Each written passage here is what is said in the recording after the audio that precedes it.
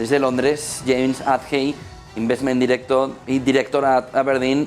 James, good evening, good night. Good evening. What's your first impression about Fed decision?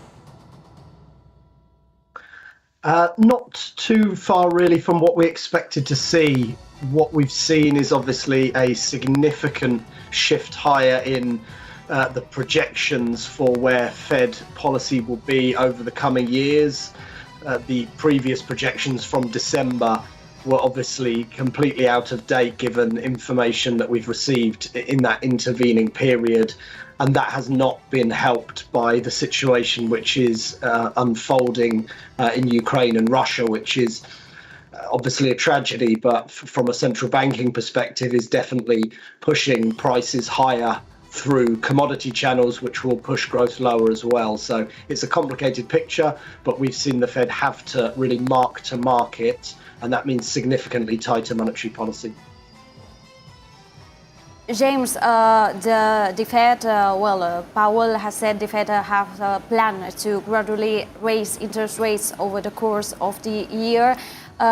He said that they have the tools they need and then they will use them. We do believe that. We do believe in the tools that the Fed has today. Yes and no. Ben Bernanke, the former chair of the Fed, was interviewed back in, I think, 2009 and was asked a similar question, and he said at the time that he had 100% confidence in the Fed's ability to control inflation. Now, I think that's very disingenuous. The Fed cannot control inflation in the slightest, but I think what the Fed can do quite successfully is crush inflation. The problem is that the only way, the only way really it can do so is to crush the economy. So what the Fed is trying to do here is tread a very narrow path, deal with inflation and inflation expectations, but not in such a way that the economy collapses or weakens dramatically, and indeed financial markets don't either. I personally don't think they'll be able to achieve those three goals, but I think dealing with inflation is the most important.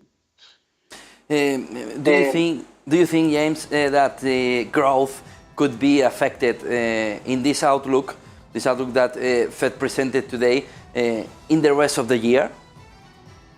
Yeah, the forecasts, I think, look a little disingenuous. What you have is the Fed saying that they will tighten monetary policy at a pace really that they haven't in 20 or 30 years, and the impact on growth will be marginal, and the impact on unemployment will be next to nothing. They have unemployment remaining at 3.5% through to 2024, where it ticks up by 1/10.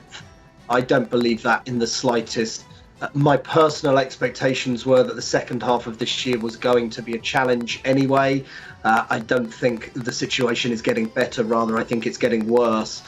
I do think it's possibly a little soon to be talking recession, but I don't think that's as far away as Jerome Powell has just intimated in the press conference.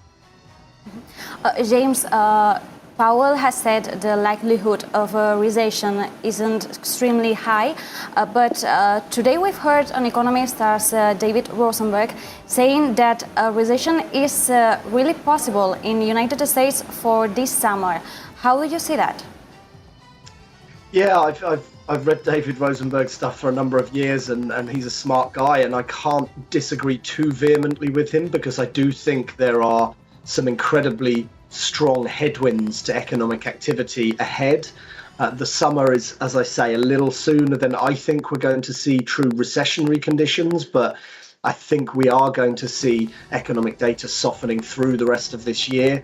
And personally, I think around the end of the year, beginning of next year, it is a more likely time horizon for the US to enter a recession. Thank you very much, James Athey, Investor Director at Abrdn. Good night, good business. Thank you. Good night. Cava, Quintana,